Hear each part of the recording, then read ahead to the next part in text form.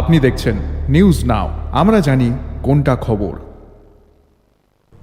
পূর্ব থানায় বাজাজ কোম্পানির বিরুদ্ধে গুরুতর দুর্নীতির অভিযোগ তুলে সরব হলেন রাজ্যের ৫ শতাধিক অটো রিকশা শ্রমিক। অভিযোগ, দীর্ঘদিন ধরে এই কোম্পানির কারণে আর্থিক, মানসিক এবং প্রতিদিন ট্রাফিক পুলিশের হয়রানির শিকার হতে হচ্ছে অটো শ্রমিকদের।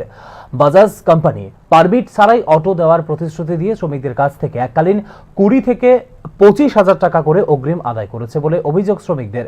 অথচ নির্দিষ্ট সময় পেরিয়ে গেলেও বহু শ্রমিক অটো কিংবা বৈধ কাগজপত্র কিছুই পাননি। ফলে রাস্তায় বেরোলে ট্রাফিক পুলিশের জিজ্ঞাসাবাদ ও জরিমানার মুখে পড়তে হচ্ছে তাদের। এই ঘটনার প্রতিবাদে বুধবার পূর্ব থানার সামনে বিক্ষোভে সামিল হন শতাধিক অটো শ্রমিক।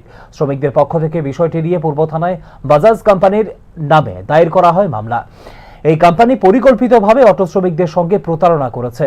গরিব শ্রমিকদের কষ্টার্জিত টাকা লুট করা হয়েছে। আমরা দোষীদের কঠোর শাস্তির দাবি করছি বলে জানিয়েছেন মজদুর মনিটরিং সেলের সভাপতি বিপ্লব কর।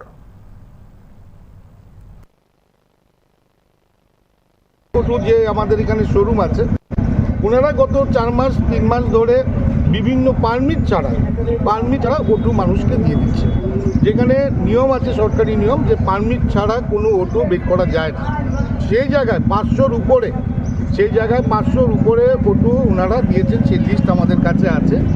এবং তাদের কোনো পারমিট দেয়নি এবং তাদের থেকে যেভাবে পেরেছে, কেউ থেকে 20,000, 25,000, 30,000 এরকম করে তারা টাকা নিয়েছে।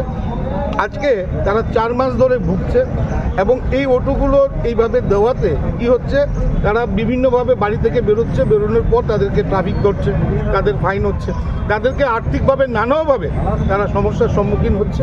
কিন্তু একটা বাজাজ এতদিন ধরে ব্যবসা করছে, তাদের শোরুম, তারা এতটুকু প্রলোভন যে শ্রমিকদেরকে এইভাবে তারা নানাভাবে বঞ্চিত করে রাখা, তাদেরকে এইভাবে অর্থনৈতিকভাবে ক্ষতিগ্রস্ত করা, এটা তাদের কি ব্যাপার। তো তাই আমরা চাই এটার এগেনস্টে অ্যাকশান নিতে।